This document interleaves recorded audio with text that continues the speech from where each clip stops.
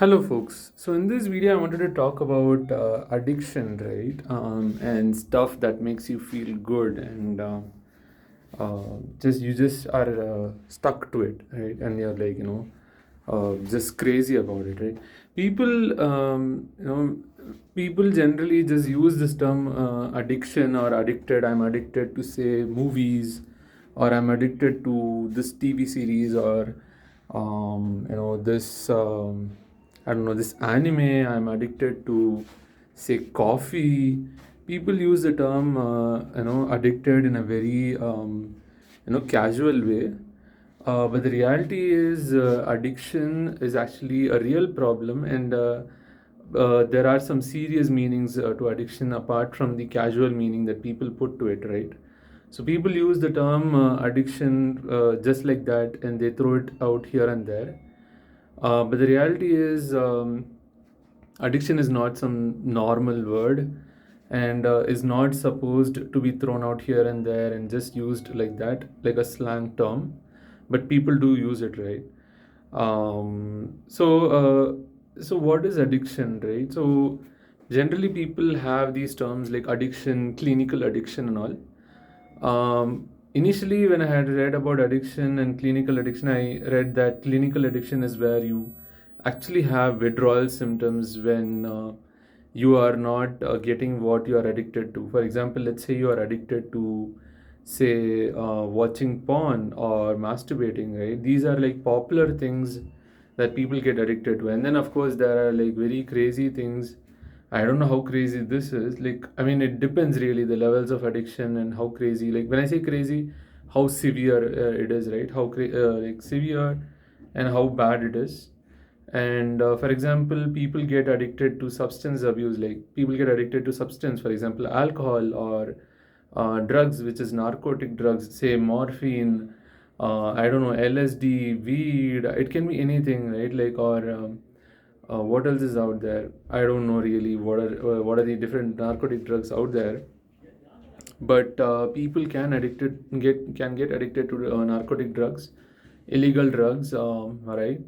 So and when they get addicted, when they actually don't get those drugs, and when they don't use those drugs, when they stop for some time, they get withdrawal effects. For example, it can be anything. It really depends on the substance abuse and how much they're dependent on it and the history of use, right? And the person's mental state and body's physical state and whatnot. So there can be very severe withdrawal effects, and then there can be some simple withdrawal effects. I think, for example, I was just reading about what are the different kinds of withdrawal effects for, say, alcohol. It can vary. It can be very bad, as bad as having seizures, or it can be a bit small. But it can be bad though, like having anxiety, like being anxious, irritability, headaches, shaking, and whatnot, right? And then nausea and vomiting and all that. So when we use the term addiction and use it like a slang, so beware. Beware, be aware, and be careful. When you say you are addicted to, say, something like sugar, it is possible that you are actually addicted to sugar. Like, but then who can say you are addicted or not? Actually, a proper diagnosis requires, especially when you say clinical addiction, it requires a person who is actually, say, certified to actually diagnose you, say a doctor, probably a psychiatrist who has a,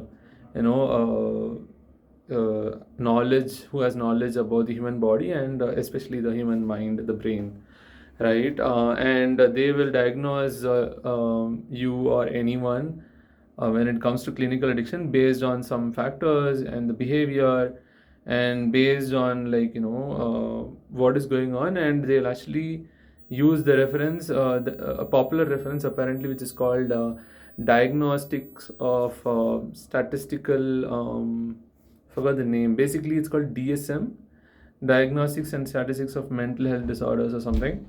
Basically, it's a book of it's like an encyclopedia, I guess, or like a Wikipedia book of knowledge about different mental health disorders.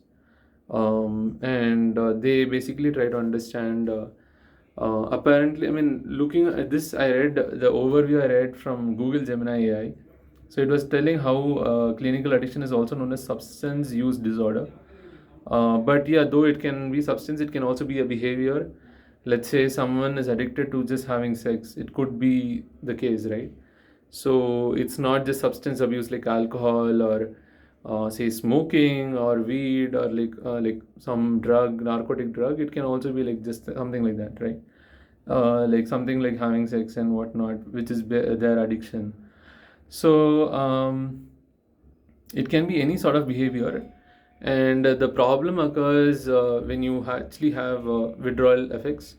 And though the term addiction, clinical addiction, and all can be used, especially addiction can be thrown out here and there and used in a very casual way. Both addiction and clinical addiction can have withdrawal effects. Basically, addiction can have withdrawal effects. Addiction is like a umbrella term, and people also use it in a very casual way. But addiction can have withdrawal effects, and when it has withdrawal effects, that's when it's actually problematic for you. When you just use it casually and you're not so dependent on it, then you don't have a problem. But then let's say you are actually addicted to something, say sugar, say food, say coffee, say tea, say junk food, anything like that, right? Or alcohol and whatnot, and you're so dependent that you're having withdrawal effects, which is like effects that are actually affecting your life, your daily tasks, right? And affecting your, say, mood and things like that, affecting you negatively, then basically it's a withdrawal effect. And I mean, I think it's called a withdrawal effect because it's an effect that you have when you are not basically doing the behavior that you are addicted to, actually addicted to, and or using the substance that you are addicted to. And until and unless you use the substance again or do the behavior again that you're addicted to, you will have withdrawal effects, that is bad effects, because of not using the substance or doing the behavior. This is probably because of various reasons.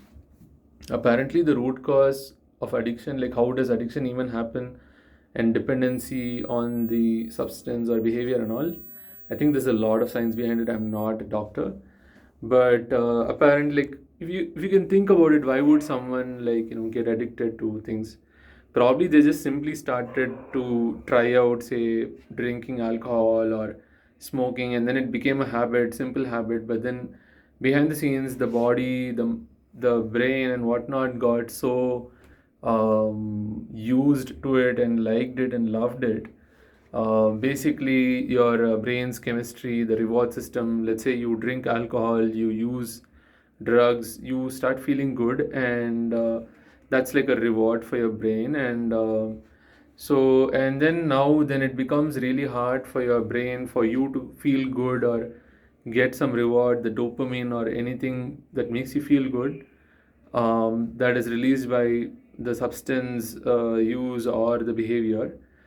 If I mean, that won't happen without the substance use or the behavior, and you might not be able to feel the same way, the way how you feel because of the substance use or say the behavior when you do other things. And like for example, let's say I know a lot of kids who are addicted to, say, YouTube. They probably won't feel as good as when they're seeing YouTube, compared to, say, they are playing outside. If that is the case, like if they're playing outside but they don't feel good, but if they're seeing YouTube they feel really really good, and nothing makes them feel as good as YouTube, then what that means is there's nothing that can actually help them feel good by other than YouTube. So they can't do anything else other than YouTube, so they just stuck to YouTube. Like YouTube is the best thing that can give them a lot of pleasure, and they would just opt for anything that gives them pleasure more than YouTube, but nothing less than YouTube. Though, like going out and playing is helpful, studying or doing something or the other is helpful than just sitting all day and watching YouTube, say YouTube shorts, YouTube videos, right? So that's not a great place to be at. That's not a great situation, right? Wherein you are dependent on something, and you can't feel good by doing anything else. At least you can't feel as good as you feel when you do that one thing, say using some substance or doing some behavior. But when you do other things, you don't feel as good. Or when you like, other things, or say use others, say not substance, uh, consume something else or whatever, you don't feel as good. Then it's just a bad place to be at. So yeah, you could be addicted to sugar, like you will feel like I need sugar to be happy, or you could be addicted to chocolates, like I need chocolates to be happy. Could be addicted to coffee, I need coffee to be awake. Or you could be addicted to tea, I need tea to have not have a headache, or else I'll have a headache, right? But yeah, I mean, but there are people who just simply use the term addiction. For example, if I drink coffee like one day and the next day if I say I'm addicted to coffee, that's probably not possible if I've drunk coffee only once, right? So that's what I'm assuming. So, yeah, I mean, so what are the different kinds of stuff out there? Like binge eating, like food addiction, and then junk food addiction, sugar, I mentioned, porn addiction, masturbation addiction, addiction to sex. So root cause, like how do people end up here? How does it happen? Like in stages, right? Like I was talking about, someone just tries out, say, drinking alcohol, they feel good, and slowly it just becomes a habit.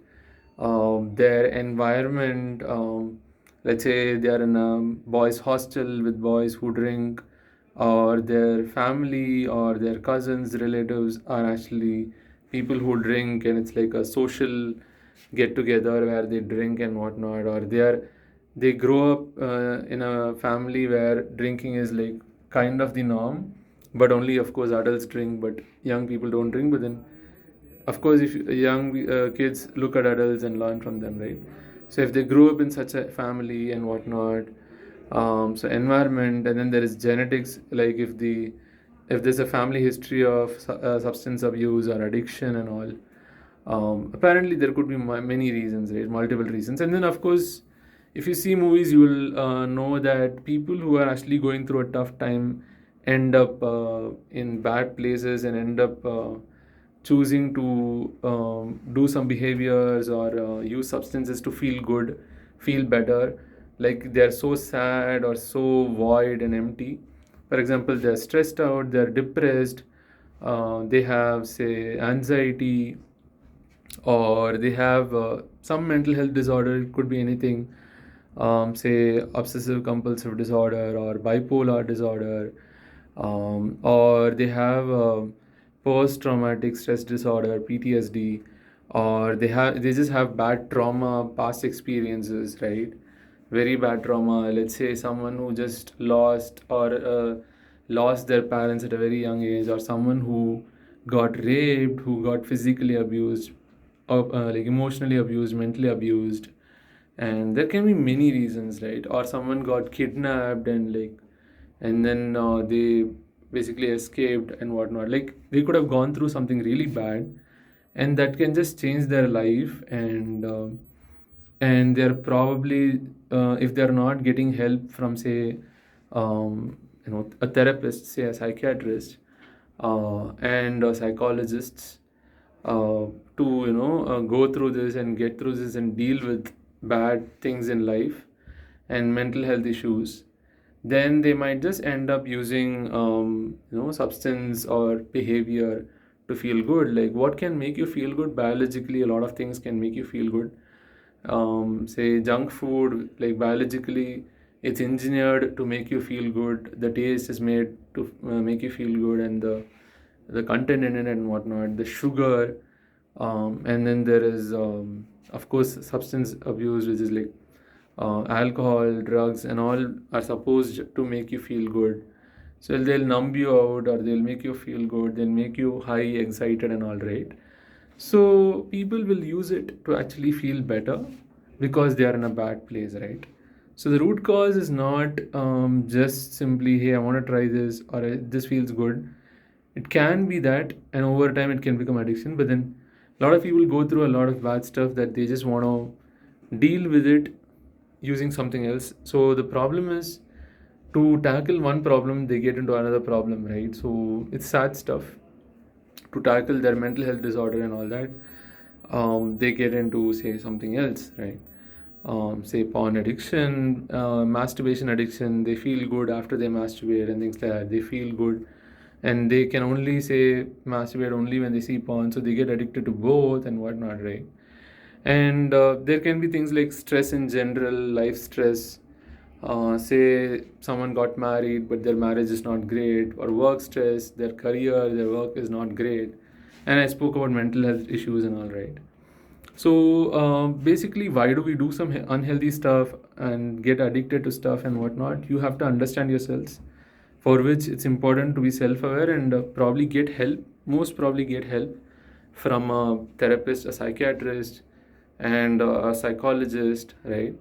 So understand what makes you feel good, what makes you feel happy, right? Understand your body, understand what you depend on, who you depend on, right? People sometimes are not just addicted to substances and behaviors. People are addicted to sometimes people also, I guess. Like, I mean, I can think of cases where someone, like, this is very popular in movies. Someone gets into a romantic relationship or marries someone, and then they break up or they get divorced, and then one of the people, let's say the man in the relationship, regardless of who's the other person, a man or a woman, whatever, one person in the relationship starts. I mean, they were really so much in love with the other person that now they just miss them so much that after the breakup or the divorce, they are like so crazy. They're so much in pain. They're in so much pain that they are drinking all day, all night. They are using drugs, narcotic drugs, and whatnot to feel better and whatnot, and to just get through life, right? Or they, worst cases, they just come, like end up taking their own lives, right? So apparently you shouldn't call it commit suicide as if they committed a mistake. Apparently it's called they die by suicide. I'll talk about that in a separate video, but sometimes people die by suicide, right? When they feel really, really sad. And I think in other cases, some things like this happen, and then some people just go through hard stuff and somehow manage to get help, manage to pass through life, and manage to dodge the bad bullets in life, and manage to dodge the bullets that life shoots at you, and dodge all the stones that life throws at you. So yeah, it's important to understand what you depend on, who you depend on, what you love, who you love. And yeah, in general, I just wanted to talk about the substance abuse specifically, like, and behavior also, like how you are addicted to behavior. Let's say porn is like a popular thing. There is alcohol, there is smoking, there is narcotic drugs and all, right? Let's start with porn, for example. Porn actually is a billion dollar, or probably even a trillion dollar, I don't know. It's They're all big industries, right? Similar to social media, porn is an industry, and all the companies in the porn industry are just trying to ensure that you are addicted to them. They know what makes you feel good, they know what you want to see, they understand your viewing history and whatnot. Similar to how social media knows how what you like, how you watched your content, what kind of content you like and whatnot. All these internet companies, these are all internet companies, right? Porn industry companies, social media companies and all. So they are all actually very, very smart. They are billion dollar, trillion dollar industries, with researchers researching what do people like, what do people love, what do people watch, what are people's behavior, right? And how the trend changes over time and whatnot. And you can't really beat them. You need to understand how to avoid them and how to get away from them, because it's hard to to beat them, really, right?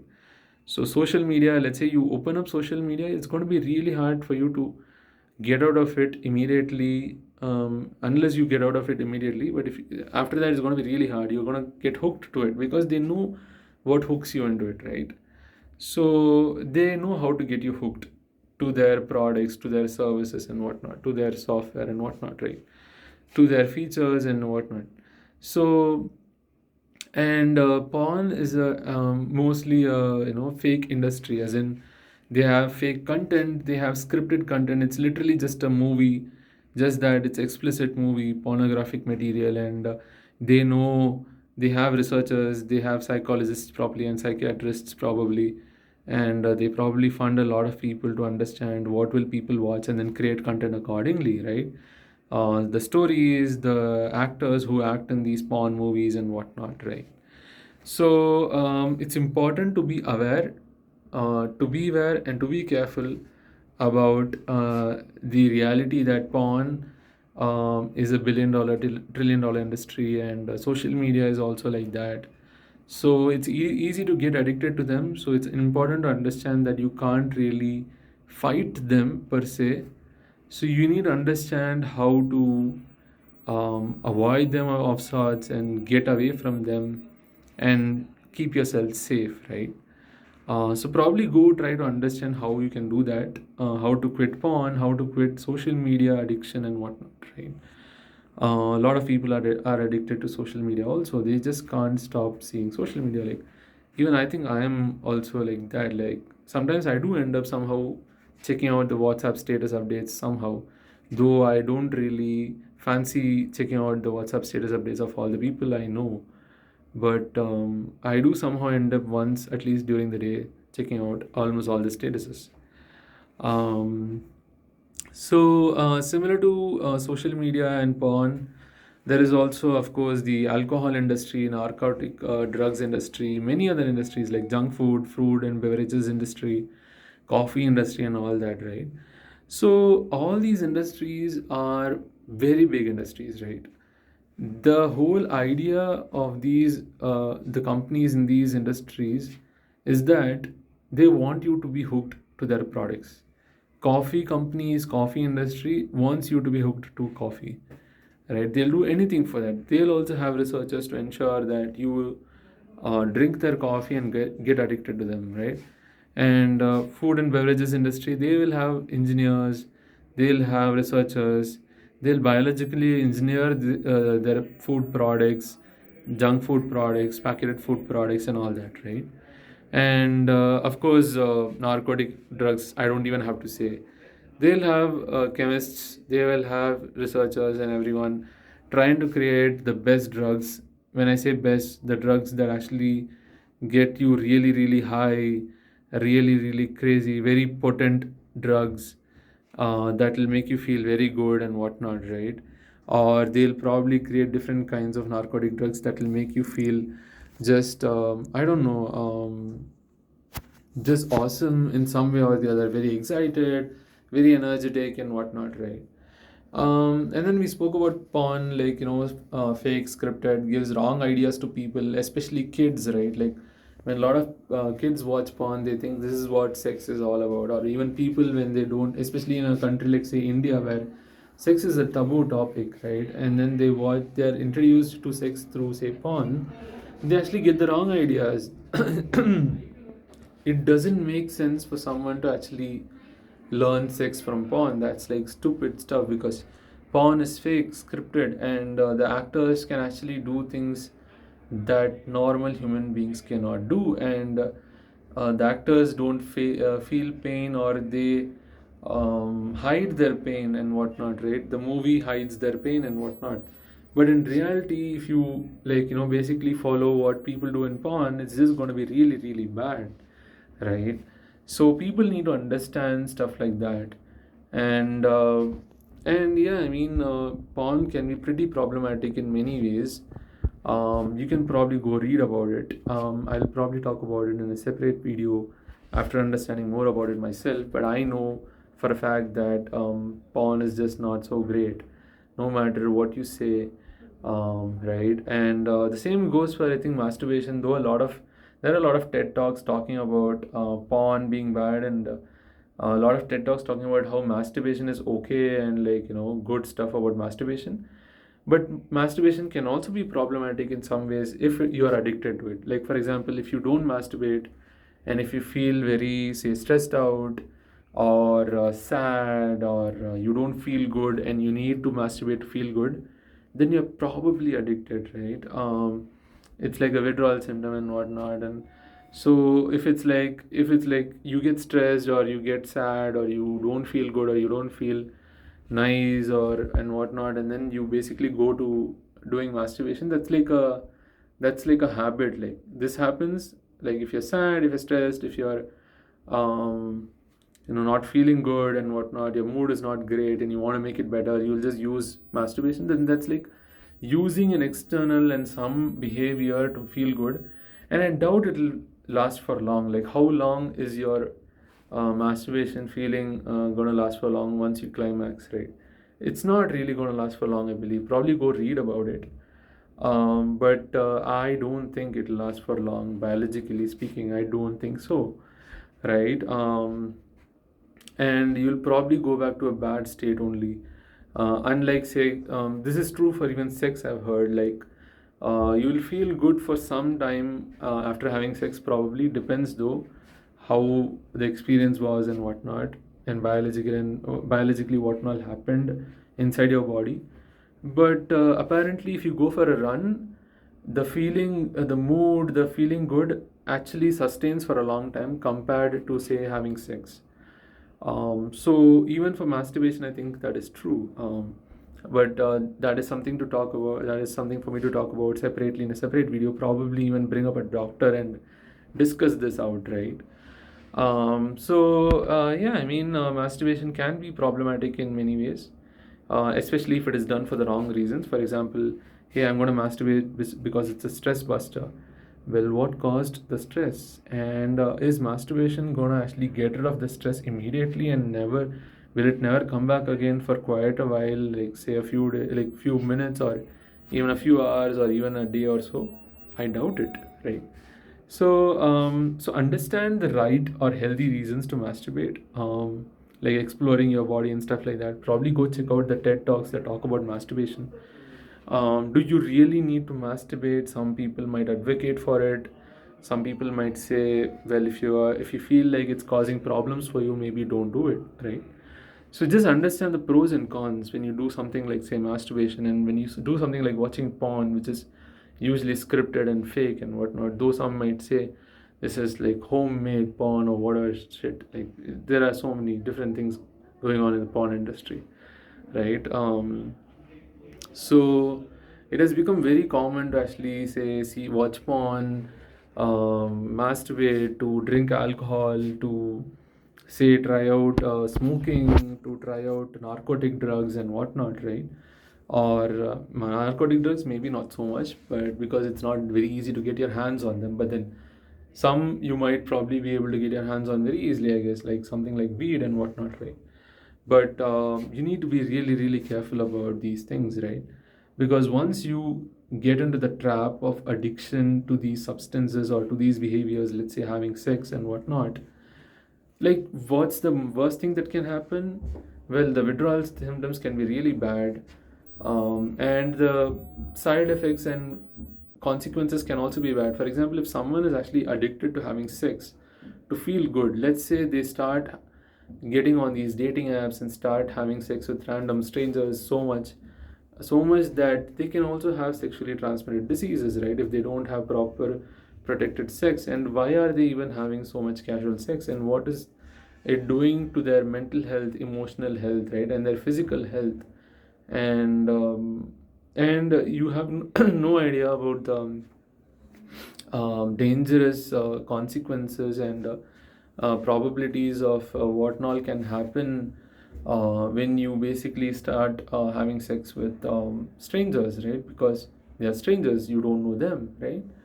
But a lot of people in the world actually just casually have a lot of sex out there, right? With strangers, with people they might meet on dating apps, with people they meet at work or at parties and at clubs and pubs and whatnot, right? So it's important to understand, what you are trying to go for, what you are trying to do. If you're trying to have sex to feel good, understand that and understand how you can feel good in a different manner, because you just need to understand that you can't just do something crazy. I mean, I understand that sex can make you feel good biologically. There are a lot of things that happen when you have sex, right? But then, if you're going to be having sex with random strangers and whatnot, it can have really bad problems, consequences, right? If things go bad. So, but if you're married and if you have a permanent, constant partner with whom you have sex, maybe that's a different thing. But even then, using sex to actually feel good, or suppress your feelings of sadness, void, feelings of void, feelings of emptiness, is not really going to help, right? Right, so you need to actually talk to a therapist, a psychiatrist, a psychologist, to understand what is going on. A psychiatrist will know the biological stuff. A psychologist will probably just talk to you, be able to empathize, and a psychiatrist might also be able to do all of that, right? So getting help is the most important thing, but for that you need to understand what is going on, right? And most probably, if you go to a therapist, say a psychiatrist, and they'll actually ask you questions to understand what is the root cause, right? But most times root cause is not so much necessary, because they're going to have to help you, and you're going to get have to get help regardless of the root cause, say genes or whatever, right? But to some extent it will help you understand what are you going for when you try to do these activities, what is happening, and why do you do these compulsive behaviors, right? And like, what are the withdrawal symptoms and whatnot, right? So understand the right reasons and healthy reasons, to say doing something like, say, masturbation or having sex and whatnot. And I don't think porn is really going to help, and I don't think alcohol and smoking cigarettes help. Some people drink alcohol in a social manner, in social parties and all, very little bit, very low concentration of alcohol and whatnot in their, say, drink and whatnot, say their cocktail, or they get a very light, they get a very diluted wine and whatnot. But yeah, just beware, be aware, be careful. Moderation is key in general, and some things you just don't really need. So if you really don't want to do it, just don't do it, for some namesake reasons, or for example, to mingle with people, to stand, to fit in and not stand out instead, and to not be the odd one out. Instead, if you want to fit in, and you think that if you want to fit in, you have to do some stuff like smoking or drinking alcohol or doing drugs, narcotic drugs, or having sex with some random people, or I don't know, watching porn, whatever, right? Anything that's bad, or masturbating and all, anything that's going to be bad for you in the long term, then beware, be careful, be aware. It's going to actually backfire very badly, right? So the next thing is, understand yourself. Are you, addicted to people? Is it like addiction to people, addiction to mood, feeling good, feeling excited? Is it like feeling good and doing anything for that? Like, I will do anything to feel good. I will do anything to feel happy and stuff like that. What else? Um, and like, some people have addiction to feeling excited, and they'll do anything for that, like jump off some cliff and do bungee jumping or something. And say, I mean, bungee jumping is not a bad idea and all, it's okay, but like, they will take any risks, they will risk their lives and whatnot. Some people do that, or you don't have to probably go to that extreme, depends. But you just have to understand what makes you tick, uh, what pushes you to do stuff, right? Like, if you would do anything to feel good, feel excited, then beware, be aware, be careful of what you're going to be doing to feel good, feel excited and whatnot, right?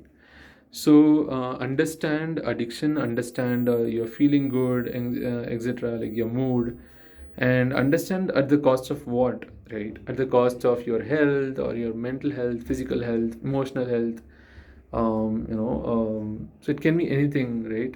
So at the cost of what? And I think parents and friends and adults, should teach kids, their colleagues, their peers and whatnot about these things, like about sex. Say parents to have to teach their kids about sex. For example, you can't expect schools to always be teaching everything. I understand that schools are supposed to teach sex education and whatnot, but then we expect schools to do everything: financial education, sex education, and whatnot. I don't know how much we will expect schools to do stuff, but then I think guardians, adults, and parents have to take responsibility and teach kids about porn, sex, and tell kids that porn is not sex.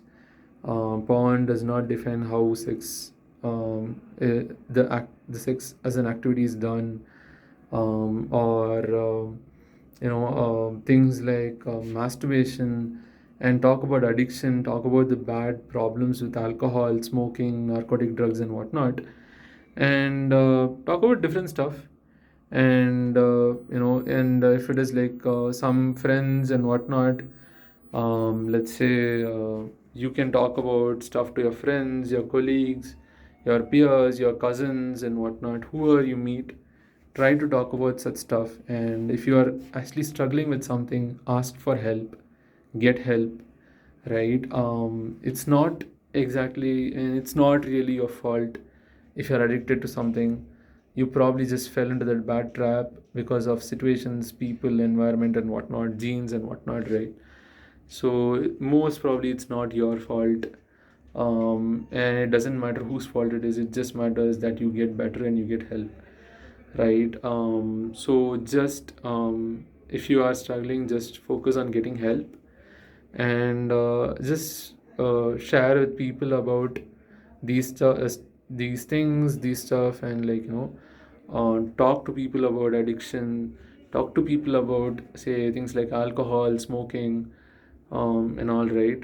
Common stuff that people are addicted to, or even something as simple as sugar, coffee, junk food, or yeah, the classic porn addiction, masturbation addiction, and all, and like people being crazy about sex.